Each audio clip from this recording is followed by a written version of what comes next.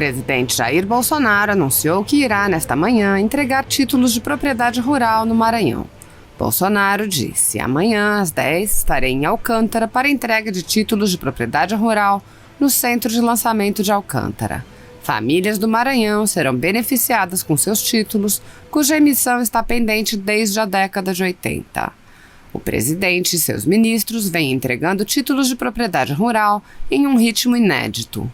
A mensagem presidencial ao Congresso no início desta legislatura lembrou este ponto. O texto diz: um dos objetivos previstos no programa de governo é resolver a questão agrária, garantindo a propriedade da terra àqueles que nela vivem. Nesse sentido, a Secretaria Especial de Assuntos Fundiários do MAPA e o Instituto Nacional de Colonização e Reforma Agrária vêm atuando conjuntamente de forma a entregarem o maior número possível de títulos até o fim de 2022. Nos 2 últimos anos, mais de 140 mil documentos de titulação foram entregues a produtores rurais, dos quais 89% foram destinados a assentados da reforma agrária e 11% a produtores rurais ocupantes de áreas federais. Em 2020, mais de 107 mil títulos foram entregues, sendo 96 mil em projetos de assentamento e 11 mil em glebas públicas federais. É estimada para o ano de 2021 a emissão de cerca de 130 mil documentos de titulação e, em 2022, a previsão é que o número supere 170 mil títulos. Em 2020, o governo lançou também o programa Titula Brasil, que promove a regularização fundiária em terras da União, e o projeto Integra Brasil Fundiário, que tem como objetivo aperfeiçoar a governança fundiária por meio da integração de sistemas fundiários. Para 2021, pretende-se implantar definitivamente os núcleos municipais de regularização fundiária e ter o Sistema Fundiário Rural integrado, contemplando informações de base fundiária ambiental, tributária, de infraestrutura, entre outras. Além disso, o governo almeja construir 20 mil moradias nos assentamentos. O presidente também mencionou a entrega dos títulos quando esteve presente no Congresso para a entrega da mensagem presidencial. Bolsonaro lembrou que os governos petistas, que se diziam preocupados com a questão agrária, não entregaram em mais de uma década e meia nem uma fração do que ele já entregou em 2 anos. Assim está. Entregamos mais títulos de propriedade rural nesses 2 primeiros anos do que nos 14 anos de um governo anterior. Prepara para a leitura da mensagem presidencial. Senhor Presidente da República, senhor Jair Bolsonaro, para proceder à leitura da mensagem do Poder Executivo e, em seguida, entregá-la ao Congresso Nacional.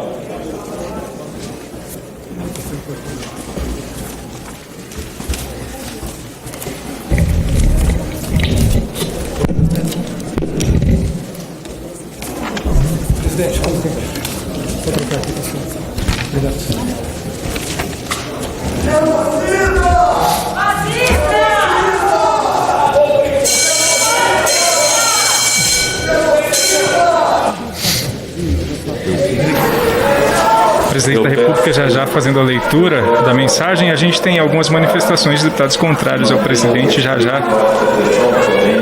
o presidente Jair Bolsonaro vai fazer a leitura da mensagem do Executivo aqui para o Congresso Nacional. O presidente Rodrigo Pacheco pede, então, que os deputados se contenham por agora, os deputados se manifestam contra o presidente Bolsonaro. Peço a segurança que possa garantir a ordem dos trabalhos e a palavra ao senhor presidente da República, que, num gesto de respeito ao Congresso Nacional, comparece a esta casa para fazer o seu pronunciamento e a entrega da mensagem.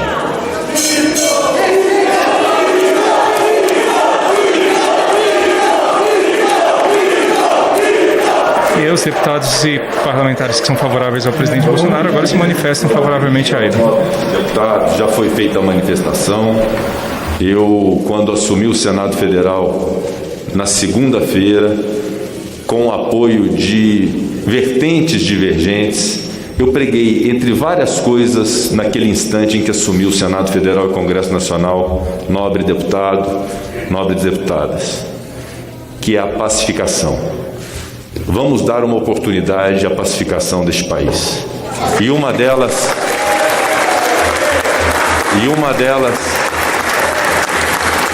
é que, respeitando a manifestação de pensamento, possamos respeitar as instituições deste país. Então vamos dar uma oportunidade, caros deputados e deputadas, para que possamos iniciar uma nova fase de consenso, de respeito à divergência. Não é simplesmente tolerar a divergência, é ter amor à divergência, para que possamos construir essa nação de verdade. Então eu quero pedir penhoradamente a Vossas Excelências, que foram meus colegas na Câmara dos Deputados quando aqui estive, que possamos ouvir todas as autoridades que se pronunciarão com o respeito que se exige do Parlamento brasileiro. Que saia deste Congresso Nacional, o exemplo para a nação. A pacificação da sociedade brasileira não acontecerá se não houver a pacificação das instituições. Então eu peço o respeito de Vossas Excelências para que possamos dar sequência aos nossos trabalhos. Muito obrigado à compreensão de Vossas Excelências.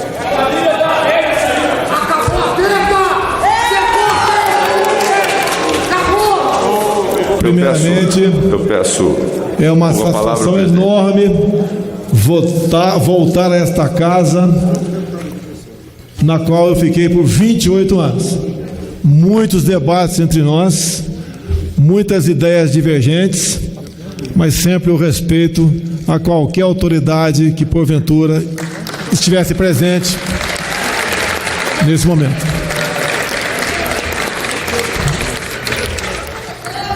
Nos encontramos em 22.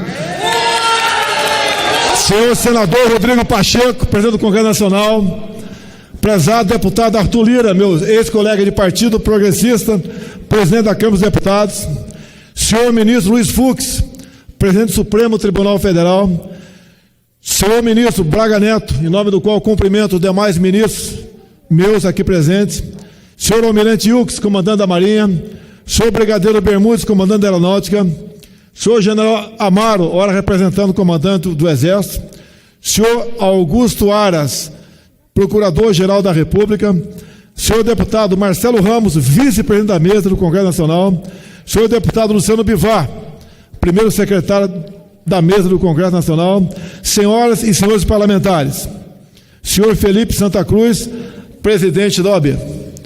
É um discurso de não mais de 5 minutos, onde trazemos a mensagem do Executivo a essa casa. E faremos, sim, juntos, o que for possível para o bem-estar do nosso povo e do nosso país. Senhoras e senhores congressistas, inicialmente agradeço a Deus, ao povo brasileiro e a todos os parlamentares que atuaram em parceria com o governo federal no enfrentamento dos desafios impostos no ano de 2020. Indiscutivelmente, o ano 2020 surpreendeu todo o planeta com a pandemia do novo coronavírus. Inesperados e enormes desafios apresentaram-se à realidade brasileira, afetando a vida de milhões de pessoas. Os poderes executivo, legislativo e judiciário e toda a sociedade foram fortemente impactados pela crise sanitária mundial. Com incertezas de toda ordem e um cenário totalmente desconhecido, o governo federal adotou 2 premissas básicas: salvar vidas e proteger empregos. Com base nessas premissas e com um olhar especial às populações mais vulneráveis, aqueles que mais necessitavam da atenção do poder público, todo o governo federal foi mobilizado para uma atuação ainda mais coordenada, integrada e efetiva. Todos os órgãos e todas as entidades governamentais passaram a direcionar esforços no combate ao vírus e na proteção às pessoas. Essas ações contaram com a colaboração firme e imprescindível das senhoras e dos senhores parlamentares, como constitucionalmente previsto. Nesse cenário, desde o início do governo federal, não se quedou inerte e, de modo incansável e determinado, agiu com um único objetivo: atender às necessidades da população brasileira. Uma série de procedimentos, adequações e políticas públicas foram implementadas para o enfrentamento a esse desafio. Foi instituído o auxílio emergencial, que alcançou mais de 68 milhões de brasileiros elegíveis ao recebimento. Foram pagos mais de 160 bilhões de reais para fazer frente a essa pandemia e manter as operações do Sistema Único de Saúde. Foram eliminadas barreiras que dificultavam o acesso ao crédito, especialmente para as micro, pequenas e médias empresas, resultando na viabilização de mais de 132 bilhões de reais em crédito e mais de 760 mil contratos firmados. Com o Programa Emergencial de Manutenção do Emprego e da Renda, foram preservados mais de 10 milhões de empregos, de feliz iniciativa do senador Jorginho Melo, de Santa Catarina, aqui presente. Muito obrigado, senador. O Brasil agradece a sua contribuição. Foram destinados 3 bilhões de reais aos estados para auxílio do setor da cultura, Lei Aldir Blanc. Redução a zero de impostos de vários equipamentos e medicamentos, dentre outras inúmeras ações implementadas para o enfrentamento da Covid-19.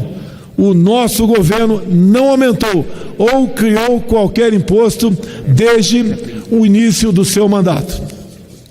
Tais ações representaram despesas pagas com impacto no resultado primário de 524 bilhões de reais em recursos da União. O governo federal não parou. Em paralelo ao monumental esforço exigido para ações de combate ao novo coronavírus, prosseguimos trabalhando em diversas outras frentes. Nesse contexto, contando com a parceria de nossos senadores e deputados federais, diversas entregas foram feitas à sociedade brasileira. No campo econômico, a taxa básica de juros foi reduzida ao histórico nível de 2% ao ano. Implantamos o PIX, Sistema de Pagamentos Instantâneos, uma inovadora e revolucionária forma de pagamento. Implementamos a Carteira de Trabalho Digital, aprovamos a Lei de Falências. Passamos para 10 anos a validade da Carteira Nacional de Trânsito. Muito obrigado, senhores deputados e senadores. Os profissionais agradecem. Aprovamos o novo Fundeb. Apreendemos quantitativos recordes de substâncias entorpecentes ilícitas e milhões em bens de traficantes, em especial depois de abril de 2020. Atingimos o número de 201 projetos na carteira do Programa de Parcerias e Investimentos, com expectativa de mais de 740 bilhões de reais em investimentos e mais de 140 bilhões de reais em pagamentos de outorgas. Gerenciamos mais de 1.000 contratos de infraestrutura turística e um desembolso de mais de 995 milhões de reais. Realizamos a Operação Verde Brasil 2, reforçando o combate ao desmatamento ilegal e a outros crimes ambientais, com a participação das nossas Forças Armadas. Obtivemos recorde de 256 milhões de toneladas na safra brasileira 2019-2020. Parabéns à bancada ruralista por esses surpreendentes números que orgulham a todos nós. O agronegócio continua sendo a locomotiva da nossa economia. Lançamos o Plano Safra 2020-2021, no valor de 236 bilhões de reais. Lançamos a Política Nacional de Inovação. Iniciamos as operações do Laboratório de Luz Síncroton, do Projeto Sirius, em Campinas, São Paulo, cidade a qual eu sou registrado.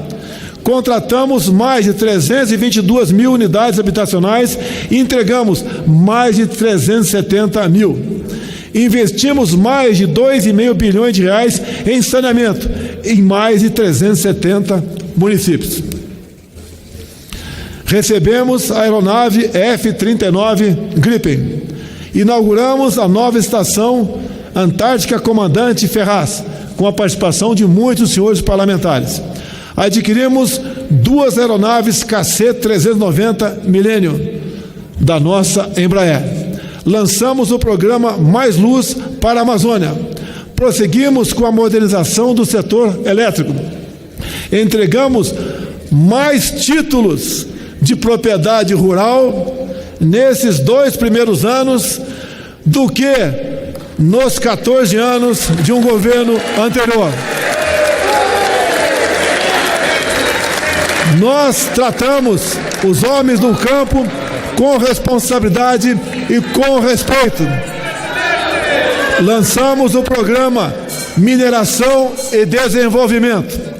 Alteramos profundamente o Código de Trânsito Brasileiro, uma inovação realmente excepcional, patrocinada pela Câmara e pelo Senado brasileiro. Parabéns mais uma vez, senhores deputados e senhoras senadoras e senhores. Implementamos a carteira digital de trânsito e o certificado de registro e licenciamento de veículo digital. Entregamos 92 obras de rodovias pavimentadas ou reconstruídas, além de concessões e leilões relevantes e estratégicos nesse setor. Depois de 50 anos, concluímos o asfaltamento da BR-163 no Pará. Uma vitória para os produtores do nosso Centro-Oeste. Melhoramos nossa posição no subíndice de infraestrutura de transportes do Índice de Competitividade Global. Alteramos a lei do Fundo para a Universalização das Telecomunicações, que possibilitará um avanço no uso das tecnologias de informação e comunicação. Lançamos o Plano Anticorrupção.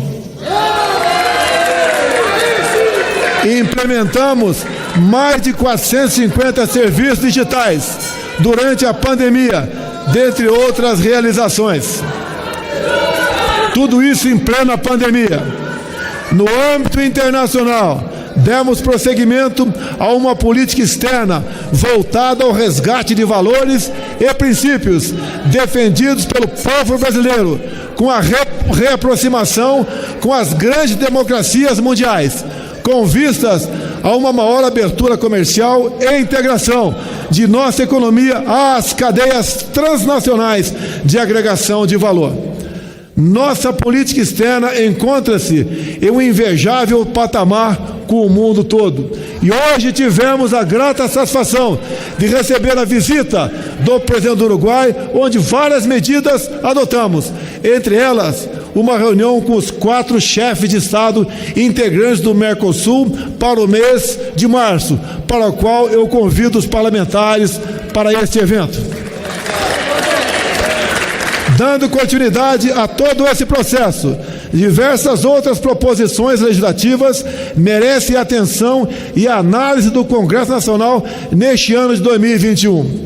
Projeto esse que depende da devida análise, adequação e aprovação pelo Parlamento brasileiro. Neste ponto, citam-se, dentre outros, as propostas de emenda constitucional do reordenamento das relações federativas, a reforma administrativa, a agenda de privatizações e de concessões, a revisão dos subsídios creditícios e gastos tributários, a reforma tributária, o projeto de lei complementar para a criação do marco legal das startups e do empreendedorismo inovador, o projeto de lei cambial, a modernização do setor elétrico, a partilha dos campos de óleo e gás, debêntures de infraestrutura, entre outros projetos em tramitação nesse Parlamento, bem como a independência do Banco Central.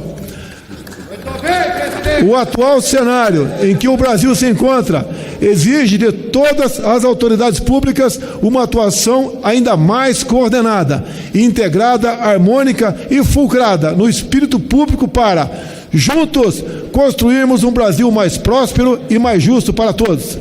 A participação de nosso Parlamento é indispensável para o alcance desse objetivo. O governo federal se encontra preparado e estruturado em termos financeiros, organizacionais e logísticos para executar o Plano Nacional de Operacionalização da Vacinação contra a Covid. Com isso, seguimos envidando todos os esforços para o retorno à normalidade na vida dos brasileiros. Reafirmamos ser a Anvisa de vital importância para a certificação das vacinas. Como sempre dissemos, uma vez aprovada pela agência, será adquirida por nós. E no momento eu agradeço, porque está em tramitação, MP de dezembro, onde nos reserva 20 bilhões de reais para aquisição de vacinas. Neste ano de 2021, prosseguiremos trabalhando em prol do povo brasileiro, de nossos princípios, de nossos valores, de nossa liberdade e de nossa democracia. A última.